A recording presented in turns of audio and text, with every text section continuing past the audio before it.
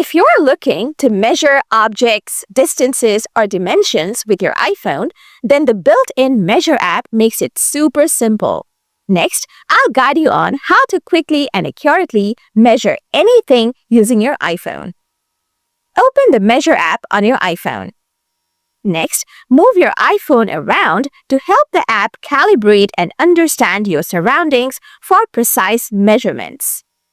After that, point the camera at the object or space you would like to measure. You'll need a white dot in the center of your screen. Tap the plus button when the white dot aligns with the starting point of your object. Then, slowly move your iPhone along the length of the object, and when you reach the end point, tap the plus button again. The measurement will display on the screen. Finally, tap the measurement number to copy it or take a screenshot if you would like to save it with the image. And that's it!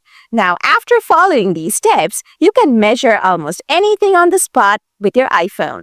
Next time you need a quick measurement, just open up the Measure app and get it done in seconds.